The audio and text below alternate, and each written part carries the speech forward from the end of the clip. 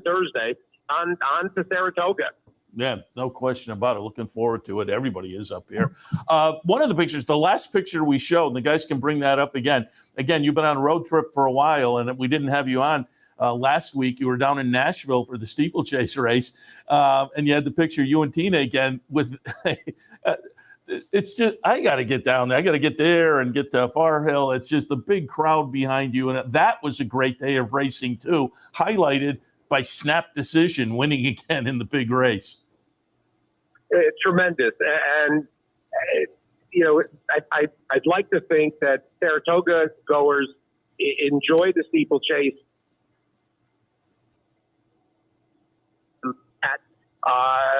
But when you go to the hunt meet, that really is the authentic scenario that really is what steeplechase is about.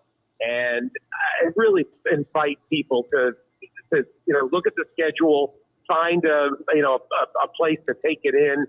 Virginia, North Carolina, Maryland, up the Eastern Seaboard. They start in South Carolina, work their way up. This was the last weekend. These last 2 days is the last weekend until the fall now, because they'll come to Colonial and Saratoga, including the new inaugural Peggy Steinman the day after Belmont. 3 weeks from today, they'll run a brand new Grade 1 at Saratoga. So try to take this in. It's a very different slant on a day at the race. Yeah, as I say, I'm envious when I see the pictures at these events, because I like the steeplechase races, and it looks like a lot of fun. But a lot of fun certainly down in Baltimore over the past couple of days, and let's jump right in. I had a bankroll yesterday, and I kind of took a big shot at the end of the day. I had a little something going early, and a couple of the races kind of threw a monkey wrench into things.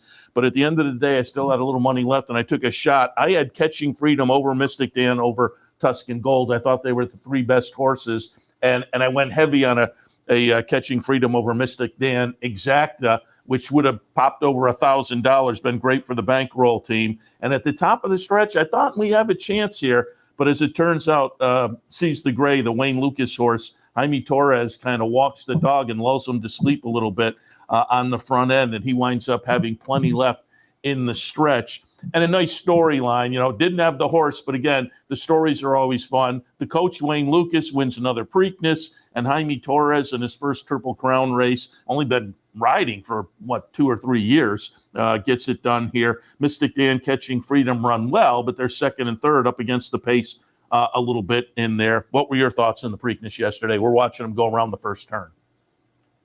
Well, the storyline and in terms of the pace and in terms of the way this race was anticipated to unfold, when Muth came out, it became very obvious that there were only two horses that were eligible to take the lead in here or to create the pace. And it was Seize the Gray coming out of the Pathé Mile and Imagination. I mean, that was what we anticipated. Part of the discussion was maybe a third horse jumps in and takes advantage of Booth's absence to try to boost the pace along. Seize the Gray was tremendous in here. In fact, the figure just was posted. He gets 100 buyer. And the interesting thing about what transpires early is Frankie Dettori deciding not to press the pace and not to go. He had every opportunity. I mean, Imagination probably wasn't good enough anyway, but he had every opportunity to at least stay up on the front with Seize the Gray, and he backs off. And then after the race, he's talking about, then my horse got ranked on me. Well, then give him his head and let him, give him free rein and let him run. Instead, you get to the backstretch, and here's Seize the Gray and Jaime Torres as relaxed as can be. Forget it. When those ears went up, it was over. It was obvious on the backstretch they weren't going to get this horse. And then everybody took their shots. Mystic Dan ran a courageous race, and he tested him. He came up to him. It looked for a couple of strides like he might go by, and no, he wasn't going by. Seize the Gray extends. Catching Freedom does what he does, which is basically chase and clunk up. He's got no excuse for anything the last 2 weeks. And as for Tuscan Gold, he Jad said he hated the track, Yeah. and he obviously had to be motivated early, but he was not good. And I tell you, the horse, I mentioned Just Steel getting hurt, and I talked to Wayne this morning. I stopped at Pimilco before we left and talked to Wayne a little bit. And I said, "How did Just Steel come out?" I said, "I thought he was good. He was the winner at the top of the stretch." And he said he got hurt. He broke sesamoid in his ankle, and that'll probably finish him. And it looked like for a couple of strides at the top of the stretch that he was going to catch them, and then basically flattened out to be fifth. Everybody else was dreadful. Imagination, awful. Uncle Heavy had no excuse at all. So, that leaves us with Steve Gray and an amazing story. Wayne Lucas with his seventh Preakness, a guy that cannot be, a guy that they can't push into retirement. And they just can't. He's not going to stop. He's got apparently a barn full of 2-year-olds that are about to start running. Jaime Torres, what a wonderful story. Puerto Rican jock coming out of the jock school down there. He's got exactly 2 graded stake wins, the Pat Day Mile and the Preakness. Liz Morris, his agent, that's a great story. There's a lot of nice things about this. Then there's the My Racehorse aspect, which is kind of interesting and a little crazy. Wayne Lucas actually has done more for the micro share and the club concept than anybody I can think of. Don't forget that he had Warriors Club, the Churchill Downs Racing Club horse, and that was his first experience with 150 owners. Now he's got 2,700 owners. So there's a lot of nice things. The best part of all of the weekends, these 2 weekends, Seth, we have gone through the Derby and the Preakness. We've had 2 tremendous weekends of racing. All of the naysayers have been drowned out. All their nonsense, all the crap that Joe Drape and the New York Times with their documentary tried to drum up, that was drowned out. Even the Kelsey brothers, the fascinating thing with Travis coming to the race, and then Jason, talking about the Secretariat and steroids. Even that was, has frankly been good. There's been nothing but positive attention to the game for these 2+ weeks. Now we're going to end up, finishing up at Saratoga. I'm kind of glad there's not going to be a Triple Crown try, because that just would have added, a layer of added insanity that we didn't need. It's going to be very exciting getting to Saratoga in a couple of weeks. I'm going to broadcast all week from the track. This is turning into a fabulous Triple Crown season. The undercard races, there's some tremendous stories there as well. How about Cherie DeVoe? Yeah. I mean, you want to talk a Capital District story, a homegrown talent that just is absolutely busting out all over, and couldn't have been happier for Cherie. It was surreal for her on Friday. Even went into Saturday with the dinner party, having a chance for a 4th stake win on the weekend. There's Mark Hennig. How about Mark Hennig's horse, Gunsong, and that terrific effort? Big win from Mark. Been a while between graded stake drinks for him. There just was nothing but positives to be gleaned. Totally agree. And Cherie DeVoe on Friday. Yeah, it seems like I said yesterday when we were doing the morning shows after her Good Friday, I said, it seems to me it's anecdotal. I'd have to go back and look. It may have been a little longer, but it seems like the last 6 months or so, she has really come into her own, certainly. And Friday kind of put an exclamation point on that. She had a good day. Jaime Torres, again, with the win in the Preakness, good, and Wayne Lucas. And you had 2 nice trainer jockey stories going back to the Derby. Kenny McPeak and Brian Hernandez, nice team there. Wayne Lucas sticks with Torres after the Pat Day Mile win and gets the Preakness victory yesterday. Yeah, so the highlights over the past couple of weeks, the exclamation points have been very good. But as you say, the undercard's good as well. Let's take a look at some of that action. Let's go back and look at the dinner party. In the dinner party, I like Beatbox. I took a little shot with that one, took some action at 5-2 as the second choice. Running Bee was the 9-5 favorite, but winds up running third. My top pick, Beatbox, winds up 8th in the field of 9. But Balnikov, who I didn't put in the mix, but gets it done under Frankie Dettori at $12 and change, Crabs and Beer second, and as I say, Running Bee runs third. What are your thoughts on the dinner party? Well, this is, I thought, a tremendous performance by Balnikov. And speaking of local talent, Dick Powell, Dick on Wednesday with me, Dick only gave out one horse for the entire weekend, and it was Balnikov. Oh, nice. A last to first. What's interesting about this, a last to first performance from a horse that has been spending his time in California. I mean, yes, he's got, the heritage and the upbringing, to like soft turf, but he hasn't seen it in quite a while. That was a tremendous effort, and a lot of times when you're on soft turf, it's tough for horses from off the pace to quicken. But he went from last to first. Nice win for Phil D'Amato, and Phil is known as the West Coast Chad, basically the West Coast Chad Brown, and this was a nice win for him. Let's take a look at the turf sprint. I was looking at your picks as I was going through the day yesterday, and I think you had Grooms All Business in the mix. I did not. I had him on top. Yeah, that's what I thought, which good for you. I off the layoff, I just couldn't pull the trigger there. Hadn't been seen since last August, but that was a good call. It will be number one, Grooms All Business, getting it done. I liked Witty, the number 11, who is just going to get by. Oh, that was frustrating. I thought the Merriman horse looked very good and ran well. Just gets past late, runs second. Witty, Smooth B runs third. Give us your thoughts in the Jim McKay Turf Sprint. And what put you on Grooms All Business off the long layoff? Sprinters, I don't worry about sprinters. Okay. They run well fresh. Yeah. I mean, you typically, the big concern here was the soft turf. And frankly, Witty's not known as a horse that likes soft going. So that was a big effort from Merriman. And she basically ran him because, not only was there a soft turf question with Witty, but there was also a distance question because he likes it a little bit longer, his turf sprint. So, anyway, these are funny.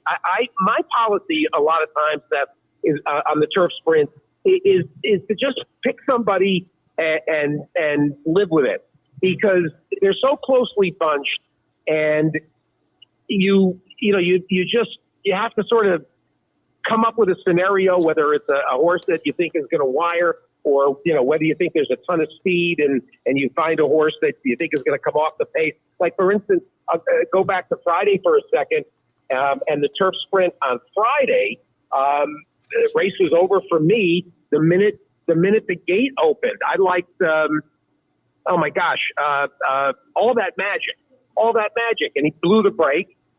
She blew the brake, and that was it. Race was over. So you pick your turf sprinter and just live with it. I don't like to spread too often. I like groups. Duarte is a guy too that I think does a very good job. A guy that there's a few turf sprint specialists in the Mid-Atlantic region. He's one of them. That Michael Moore is another guy. Brandon Culp that won. These are guys that are very good with turf sprinters, and so take a shot, and we got a decent price. Yeah, very good. Nice $13 again with the top pick there. The Sir Barton 3-year-olds on the undercard. Maybe some up and comers to keep our eyes on. I liked Imperial Gun. I was looking at your picks. You were in the same boat. I had the top 3 in the mix, but I will say again, the bankroll yesterday. This was in the mix of a pick bet for me. And I had used all 3 of them, but certainly I wanted the 6-1 Gould's Gold to get up. Number 6 is Gould's Gold. Number 5, Corporate Power, winds up to be the winner as the favorite. Number 10, Imperial Gun, runs third. There was an inquiry involving the winner and the third place finisher, and you can kind of see them come together here in the stretch run. I looked, I think it was worth the objection and the inquiry to take a look.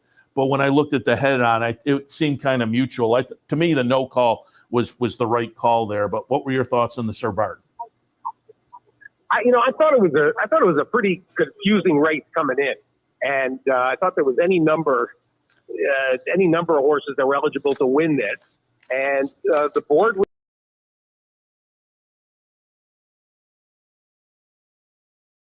like the race had been run. Happy for Shug and for Don Yeah. Adams. Don Adams spends a lot of money, and this was a nice one. Fool's Gold was interesting because I talked to Kenny about him on Friday morning when I was just sitting at the track, and I said, that horse looks okay in there.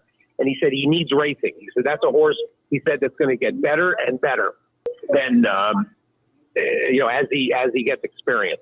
So I think Kenny probably was very impressed with that effort. Decent enough group in there. Just looking, the figs are out, and Corporate Power just an 87 buyer. So not a not a big set of numbers in here. I mentioned Seize the Gray got the 100. By the way, back to Seize the Gray for a minute. You do realize that the top three finishers all were horses that ran 2 weeks ago. Yep. Right? Came back. That needs to be stressed. Yeah, a couple of them out of the Derby, one out of the Pate Mile on the Derby undercard. Exactly. And I will just reiterate, I thought it was a nice run from Gould's Gold in that there was the 16th pole, inside the 16th pole. I thought, he's third and maybe a length or two back. And then he came again in the last few strides to get up in that photo for the win, wound up second in there. All right, let's take a look at the Murphy on the card. They're going to go a mile on the grass here. I had Fulmineo in the third spot. I used Abrumar on top. That one is going to wind up third at 7-2. Fulmineo wound up to be the 2-1 choice. And between those two under the wire is Crystal Quest. But Flavien Prat on board for Arnaud Delacour. Wins it pretty easily here. What did you make of the Murphy? Well, Fulmineo made a lot of sense in here for Arnaud Delacour, and the horse. And it's actually, we're going to talk our own selections and stuff. Did very well in here because Crystal Quest and Fulmineo were my 1-2. I got to tell you, Javier Castellano probably would like that race back. He really cost Crystal Quest the win here. For starters, they took the fence down, and the inside part of the turf course, and frankly the inside part of the main track, they were dead as can be. Yeah. You had dead rails on both courses. And here's Javier down inside on the fence where the going was the heaviest. The minute he went into the two path and came off the rail, Crystal Quest immediately, came after the lead at that point. It was too late. Fulmineo had won. Javier also got Crystal Quest in trouble at the 8th hole and had to check up. They run this race 10 times. Crystal Quest probably wins 5 of them. But anyway, Fulmineo, did figure, and being out on the crown, the crown part of the track, benefits because, that's the part that drains the fastest and probably has the best footing. So nice performance there. Fulmineo with Flavien Prat. You have to, when you look at these turf races on these big days, really the first jock you should be looking for is Prat. He's unbelievable. He gives his horse, whatever the mount is, he gives them every chance to win. He seems to put his horse in the right position on a constant basis. Yeah, only the second win of the career and a nice stakes win on the Preakness Day undercard. All right, let's take a look at the Maryland Sprint. This was a nice win for Super Chow, who had started that career with a lot of talent down in Florida and has been kind of mixing it up various parts of the country in the last, looking down the page since. And it's been in New York running well. The Tom Fool victory, third in the Carter. I thought the cutback to 6 was going to be beneficial. I had him underneath. I thought Jackson Traveler was going to match up nicely with this crew. Not so much for Jackson Traveler, who winds up 5th. But Super Chow got it done. I was a little surprised that Prevalence took the action. Favorite, 5-2. It was kind of lukewarm in a short field. But I kind of feel like Prevalence best days are maybe behind them. But it was a nice win for Super Chow. Yeah, I thought this was another confusing group, like the Sir Barton. I thought almost anybody in here could have won. I wasn't surprised. Kind of, from a personal standpoint, kind of hurt me because I really did not use Super Chow at all. You make certain decisions and, just build your tickets from there. But it is a nice hard hitter and shows up more often, than he doesn't. And I'm just looking from a number standpoint, 96 buyer here for Super Chow. Very good. And Javier Castellano on board there. Gallarette, mile and 16, on the turf.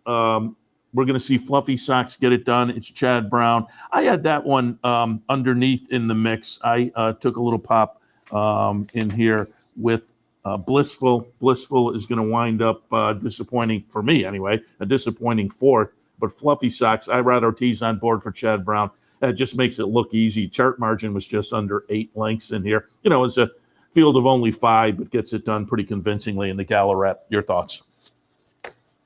Well, what are you going to say? Yeah. She was one of the more certain winners on the whole weekend, and she had come here as a 3-year-old, and she had won the 3-year-old filly race. Chad does such a good job placing all these good turf horses. And there really wasn't anybody in here that it didn't come as any surprise that she was gonna she would prevail out of this. The Chick Lang, the race just before that, I took a little shot with Pettengas Twin, if I'm pronouncing that correctly, 7-1. Again, ran 6th in there, but I took a little roll of the dice. The winner, Frost Free, I had right underneath in the mix. That one went off as the 8-5 favorite. Cats by 5 runs second. Mr. Skylight runs third. But in the Chick Lang for the 3-year-olds sprinting, it is Frost Free getting it done. Irad Ortiz on board for Brett Crichton. Your thoughts on the Chick Lang? Actually, this is a nice effort by Frost Free. It's not worth. I thought that the 5-2 was a big underlay from a line standpoint. And the morning line, actually, not that I'm not a morning line, somebody that bashes morning line, but there were some tough calls, I think, for Brian Nadeau on these 2 cards. And I rank my selections, off of morning lines and the anticipated odds that I think a horse is going to end up. So I'm kind of had the same thinking as you did. I didn't think that the Frost Free at 2-1, quote unquote, had to win. I also actually keyed off of Pettengas Twin, the Catahoula Moon, Cats by 5, and Frost Free. I thought I thought this was a competitive group, and Frost Free ends up with a serious number in here, actually, for a 93 buyer coming out of this. So nice win. I was going to ask you the number because that'll play into, is this a 3-year-old sprinter we have to watch in some of those 3-year-old sprint races? Not the number, I think probably, yeah. And also started the day stakes-wise at Pimlico yesterday with Skip at. It will be number 4, Apple Picker, getting it done. I went with the favorite, Disco Ebo, who went off at 6-5 and disappointed at running 5th in the field of 7. But Apple Picker was certainly playable. Another one I had right underneath in the second slot. Gets it done. The chart margin is going to be just under 2 lengths. Swal runs second. Lala Frost runs third at 11-1. Apple Picker, it's the husband-wife team, Sheldon and Brittany Russell. Your thoughts in there? Well, this again was a group. Here's a solid group of filly and mare sprinter types, and I think you mentioned pretty much the right horses. I also keyed off at Disco Evo, but Apple Picker had to be respected, 7-5 favorite, and he ended up actually getting a nice number. It was over 3-1, right? Yeah, 840, paid 840. Yeah. So, and that's what I mean. I'm not questioning Brian's morning line, but that was kind of the scenario that you dealt with a lot of. Here's a horse that was 7-5 and goes off at 3-1. Well, you said it. I mean, you looked at a few of the races and said you saw them being up in the air. Those are the kind of races it's tough to make the line for. Yeah, and you know what was interesting? It wasn't like, and Friday, they had bigger fields on Friday than they did on Saturday. And amazingly, the Preakness, which, only ended up with 8, the Preakness kind of saved the day. The wagering was down 3% because you had smaller fields on Saturday than, certainly than what you anticipated from Churchill. And of course, having 2 races taken off the turf, and I guess we have to talk about this. Yeah. I mean, for them to not, I know trying to keep everything on the grass. And in fact, Mike Trombetta called me at about 9 a.m. Before they announced the changes and even announced the condition of the track. And I said, what's going on with turf? And he said, they just told me, the Track Super just told me they're going to keep everything on. And then about a half an hour later, they take the first off. Then they take the fifth off while the multi-race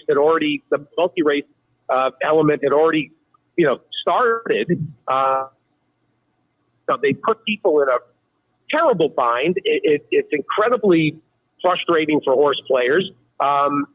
For them to try to pass that turf course off as a good condition, and then calling the racetrack muddy when it was sloppy. There were some people. There were some people that were a little confused and kind of rolling their eyes about these elements. And this is stuff that the industry has to do a better job and get right. I mean, it takes away from what was otherwise a good weekend of racing, and everybody looks forward to this. You can't make unforced errors like this, weekend after weekend. Yeah, the decision to take the fifth off after that, multi-race wagering, you can't do that. And then I was out in the front half doing the bankroll yesterday, and I had 2 or 3 people walk up to me after that situation and said, well, is this later race on? Is this later race on? And I pointed out, when the 5th race came up, I'll also be a little critical of Pimilco and Maryland in that when you looked at the simulcast screen, when the 5th came up, it wasn't clear what races were off and what races were on. And a lot of simulcast facilities show multiple tracks, so they don't have the sound up. A lot of venues have now gone to, hey, we're on the turf, races 8 and 9. You can see that up in the corner of the screen. And I think everybody has to you have to let people know visually, because as I say, a lot of the simulcast outlets aren't playing any audio. And so you're leaving people kind of guessing. And if you have done it earlier in particular, you're also having people who are probably reluctant now to bet into a later one, thinking, well, this might happen to me. And so, yeah, that was not a good situation. Well, they were never going to take the stakes off the turf. That part was certain that the stakes were going to stay on at that point. But when they took the first off, they should have realized. I mean, the second was also on the turf. That was the allowance race, and that was a huge score, personally, with that Vesuvio that went off at an insane price. I mean, that horse was 15 to 1 morning line and ends up paying $80. That was crazy. That horse was live as can be. Anyway, the point is that you have to make decisions and bite the bullet. I know that they don't want to take, have horses scratching out of off the turf and hurting the hand, but you're hurting the handle in a different way when you send this bad messaging to the horse player. That's worse. The horse player's quite happy to adjust to the, here's the funny thing, Seth. They didn't scratch all the MTOs early on. Exactly. And so if you're sending that message, well then there's a chance we're going to take this off. Like, whoa. It's one or the other. Yeah. Just go ahead and make the decision. Yeah, no question.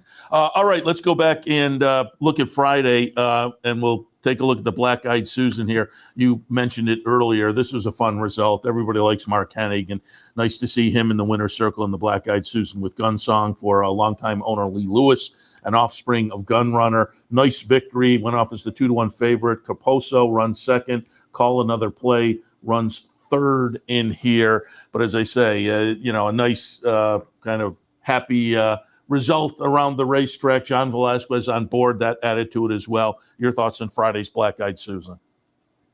Well, it's funny. And again, this sort of gets back to the morning line scenario, which is, when you looked at the horse, at least for me with Gunsong, in fact, Andy Serling and I talked about this on Tuesday. She looked to me like a standout. And then when you see that 9-2 line, and you think, this horse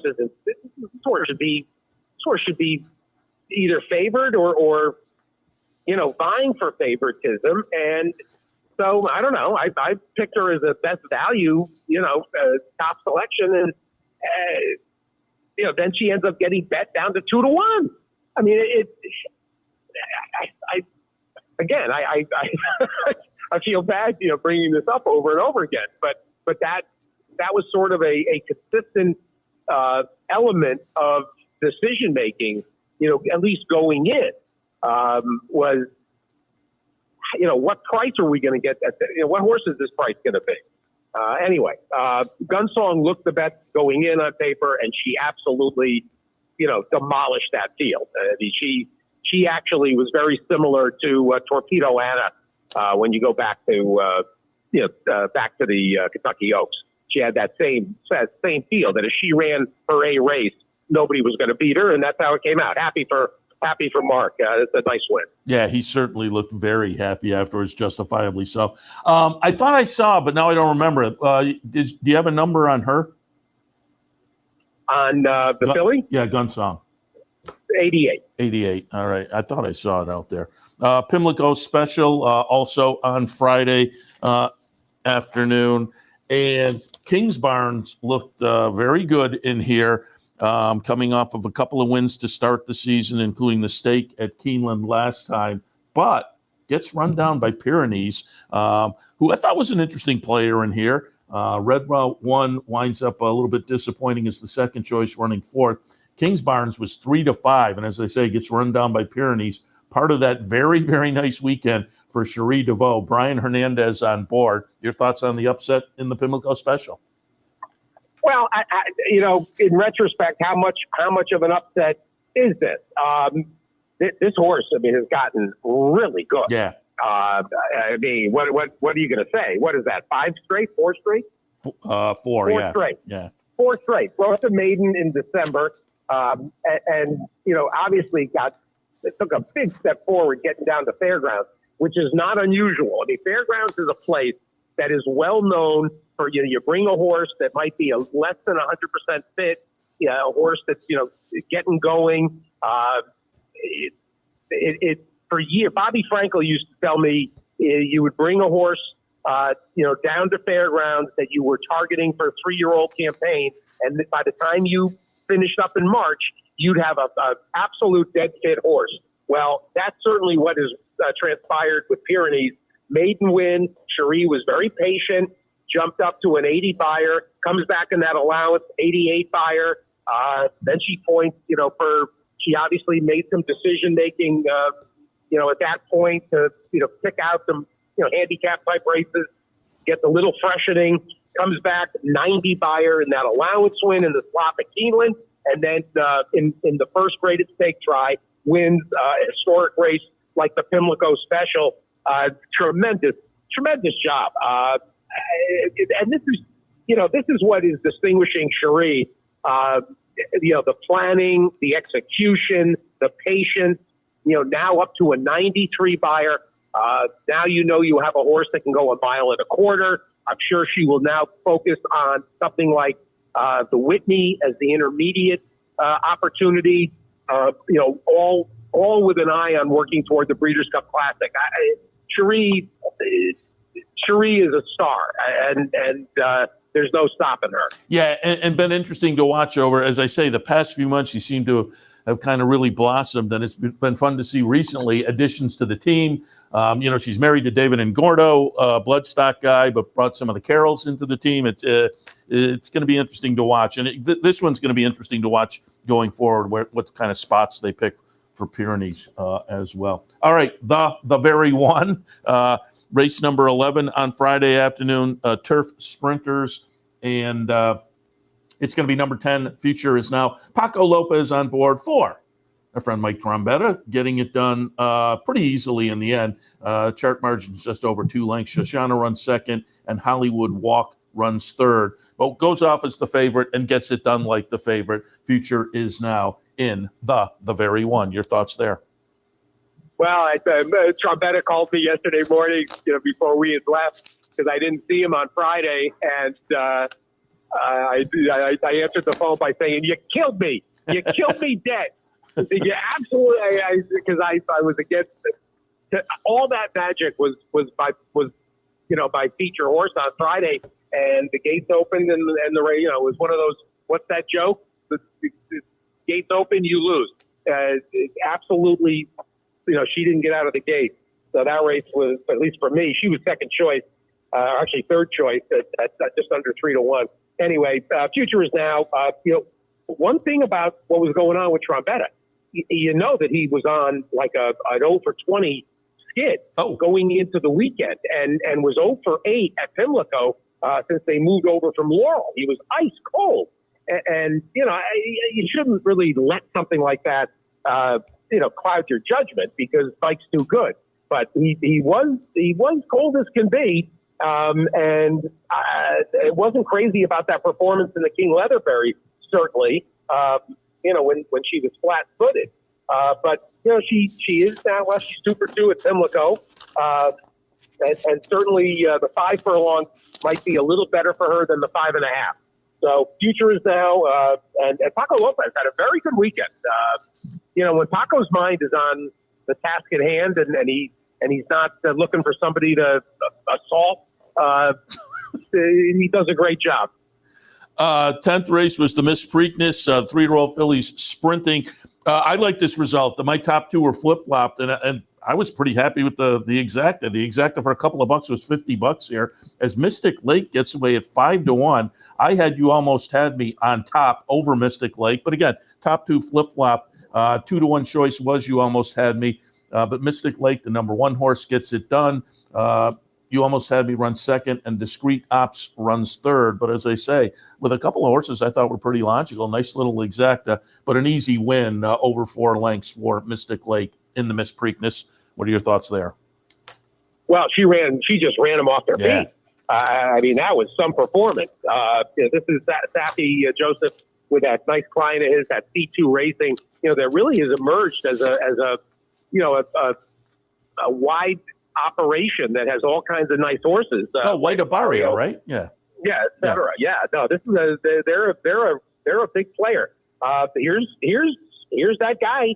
Here's Flavian Pratt. Yeah. Not that this horse wasn't eligible, but let's be honest, she was stepping up into more serious company. Her last win came against that restricted in that Florida Cup, against the Florida breds and such. So and also leading from the rail in a sprint like this is no bargain. So this was a terrific ride by Pratt. He got her out of the gate, took control, and there were some horses that were cutting back. That you typically I look to anyway in sprints, and there was nothing going on.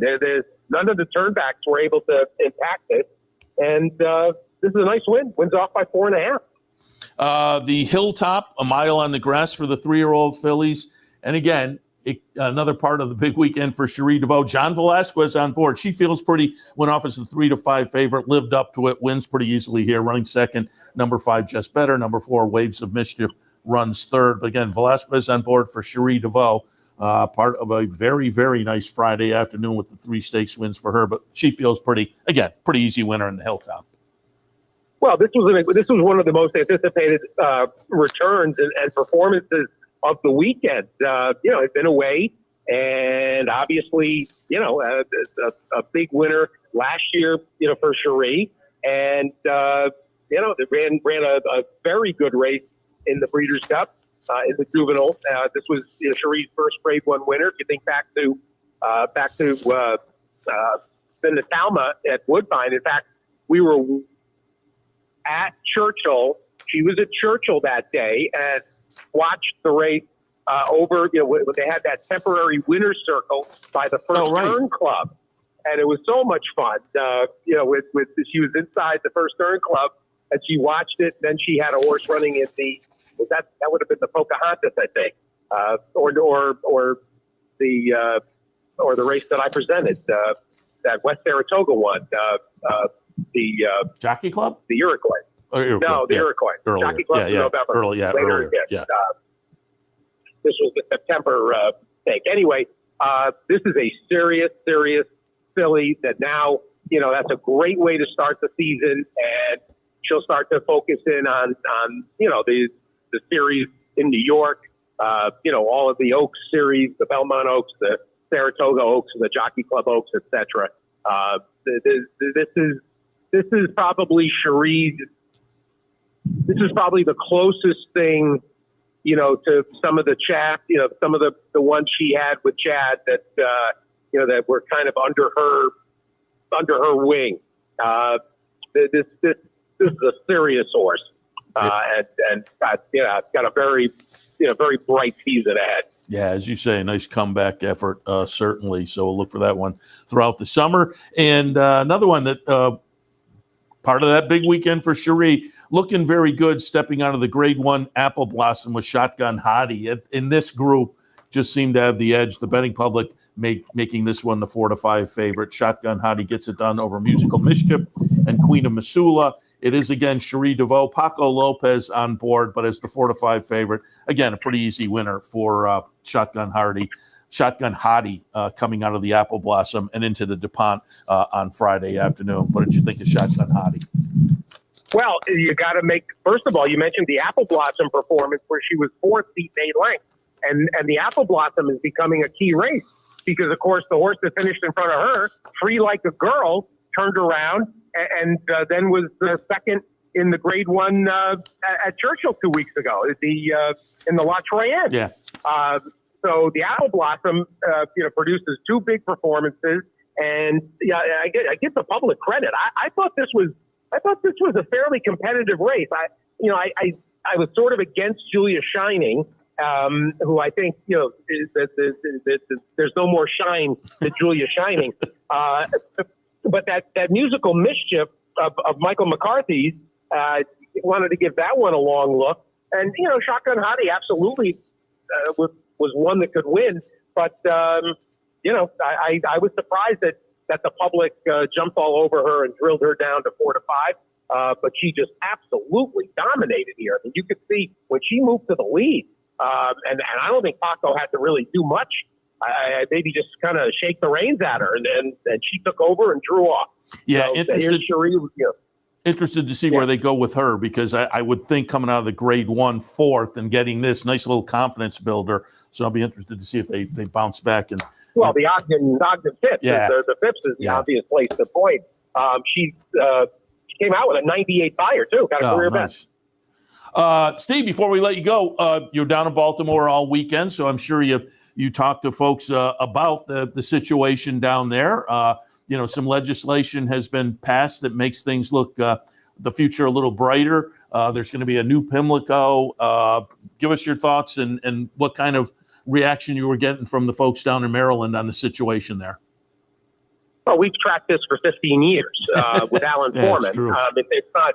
It's 3 times a year basically. We've checked in with Alan as various plans were floated and so forth. This was obviously a long time coming, and it was an arduous and very contentious series of discussions and negotiations. The Pimlico plan, as it ultimately became known, this is a done deal. I read some articles these last few days about a tenuous future. And even Tim Layden wrote a bizarre, his recap of the Preakness. He called the future murky. The future's not murky. The governor signed legislation on last Thursday, and it's legislation that provides $500 million in bonds, state-issued bonds that's going to pay for the new building and is going to pay for the dormitories, is going to pay for a training center. The two training center, Bowie is out as a potential training center. They're down to two finalists. Then on this past Thursday, there was a signing by the public, the public activities, I forget the name of the committee in the city. That's been signed. I mean, this is delivered. There's no speculation. There's no murkiness. There's a new building that is going to be built.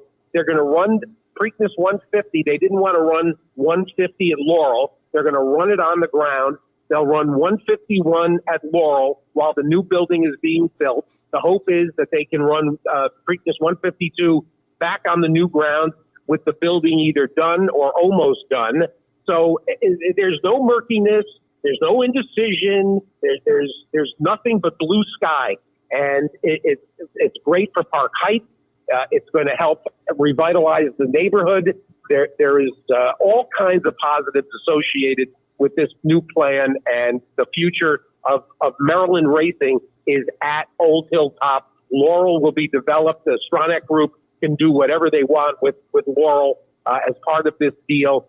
They're out long term. I mean, they're basically, they're gonna be licensed essentially to run the Preakness for the next 3 years. But then at whatever point that things are finalized and racing is full time at Pimilco, it'll be run by the state and as a nonprofit with the Horsemen. So the future is fabulous, and anybody closely associated with Maryland racing should be excited, and they are excited.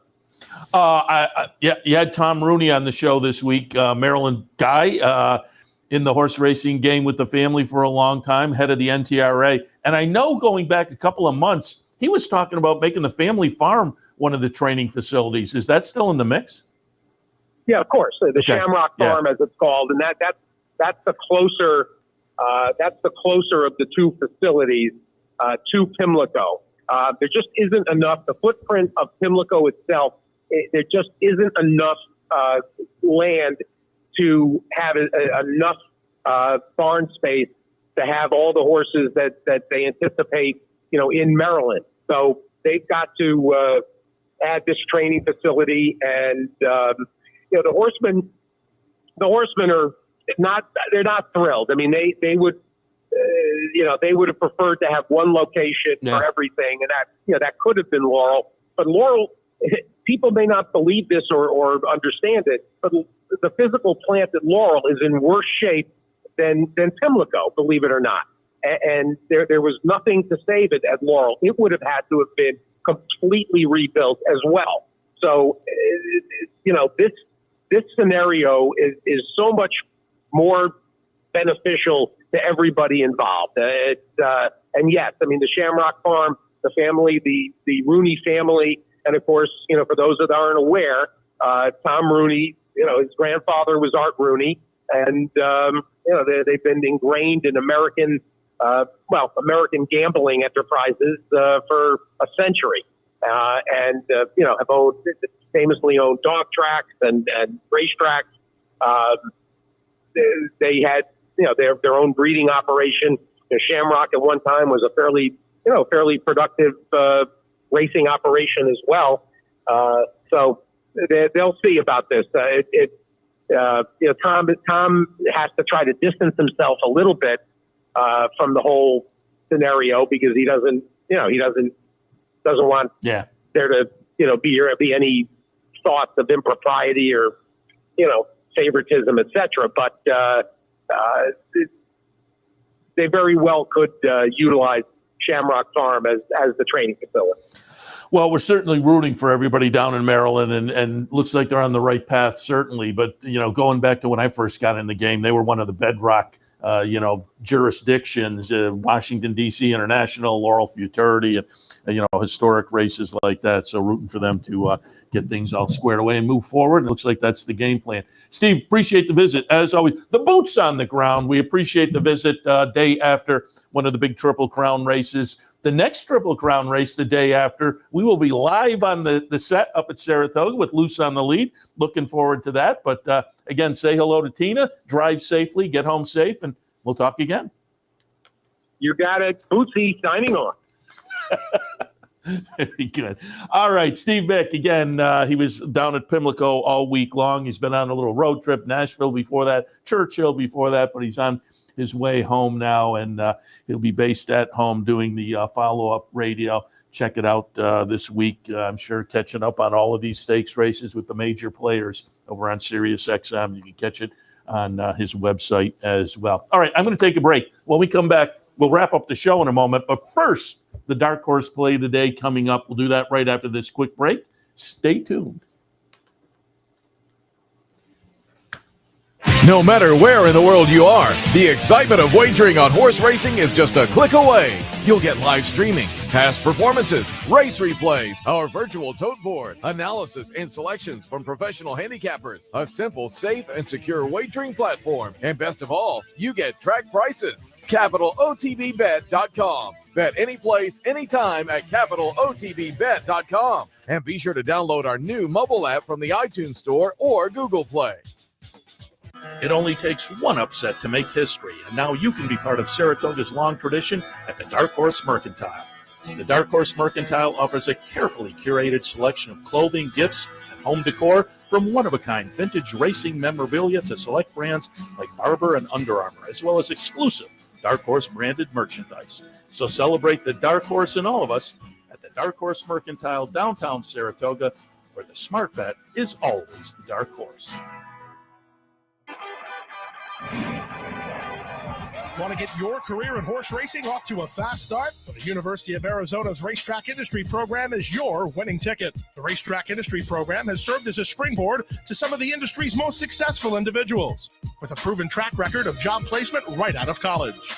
If you want to earn a degree in the exciting horse racing industry, the Racetrack Industry Program can put you in the winner's circle.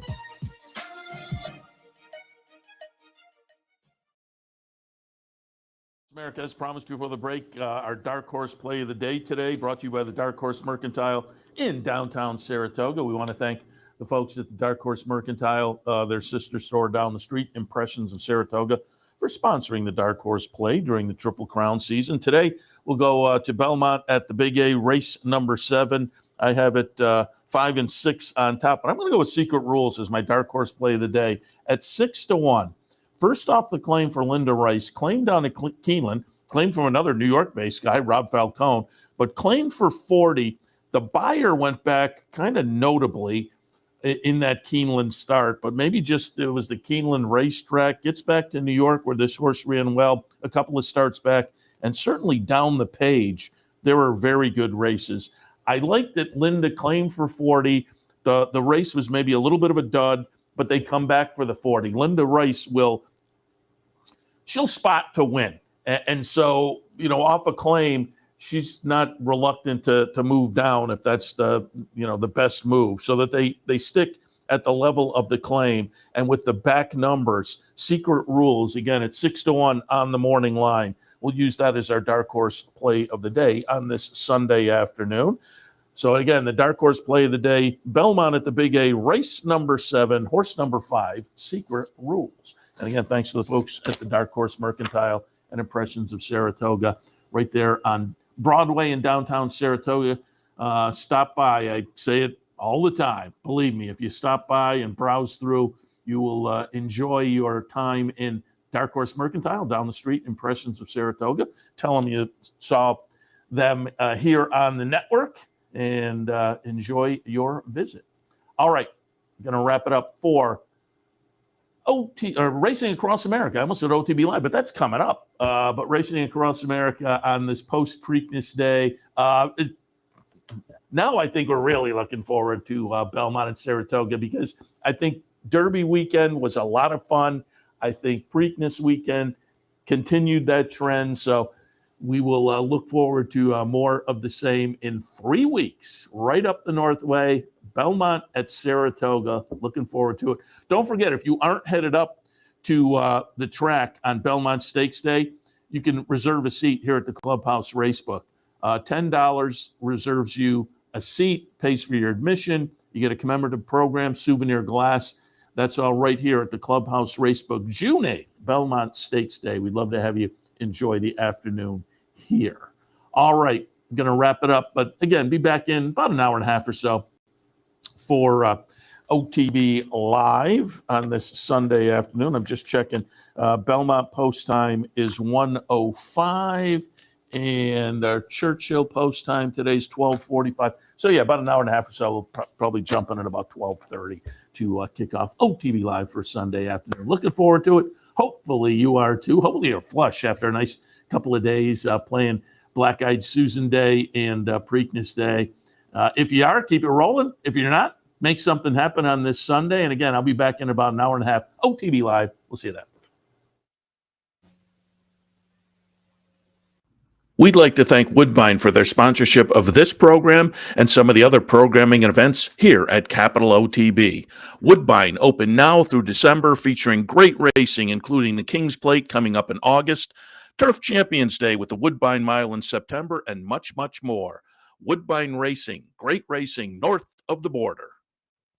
You're watching OTB TV, a service of Capital Off-Track Betting.